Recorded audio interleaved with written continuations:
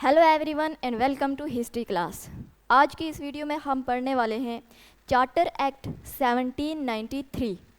इसमें क्या था, जो मोनोपोली थी कंपनी की वो एक्सटेंड कर दी गई थी 20 ईयर्स के लिए।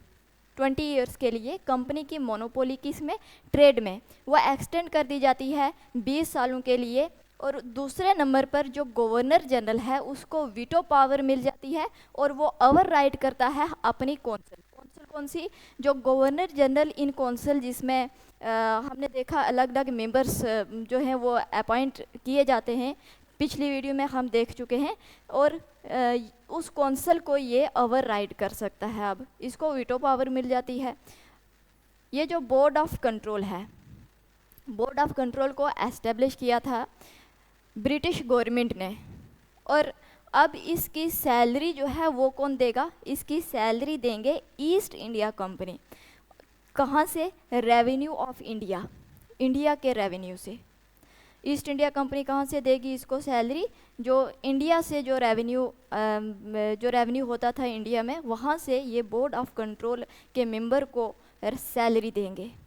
अब जो कंपनी के ऑफिशियल्स थे जो प्राइवेट ट्रेड कर रहे थे, उनको रोका गया कि आप प्राइवेट ट्रेड नहीं कर सकते। इस एक्ट में ये चीज़ें बोली गई। और इस टाइम 1793 में गवर्नर जनरल था कॉर्नवालिस। उसके बाद हम देखते हैं चार्टर एक्ट 1813। इससे पहले हम ये समझ लेते हैं क्या था 1780 में इंडस्ट्रियल रेवोल्यूशन शुरू हो जाता है। और इंडस्ट्रियल रेवोल्यूशन में टेक्नोलॉजी आ जाती है, इकोनॉमिक एंड सोशल ट्रांसफॉर्मेशन होना शुरू हो जाता है यूरोप में। अब इंडस्ट्रियल रेवोल्यूशन में क्या था? Shift manual labour and handicraft to machine based manufacturing होना शुरू हो गया फैक्ट्रीज में।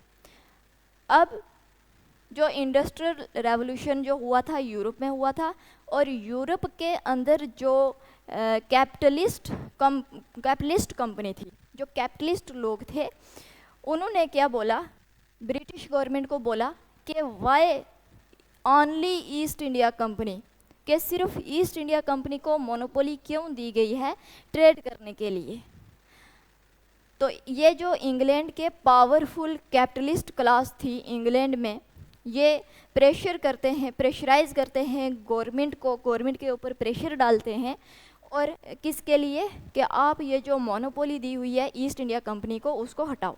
तो गवर्नमेंट क्या करती है? Cancel monopoly of East India company. कैसे करेगी वो हम देखेंगे चार्टर एक्ट 1813 में। अब ये आता है 20 सालों के बाद।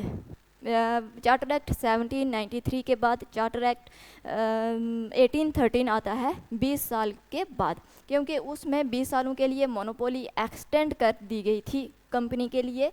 और 20 सालों के बाद 1813 में ये एक्ट लाया जाता है। अब इसमें क्या चेंजिंग होगी? इस टाइम गवर्नर जनरल होता है मिंटो। अब इसमें क्या था? Abolished monopoly of East India Company to trade with India.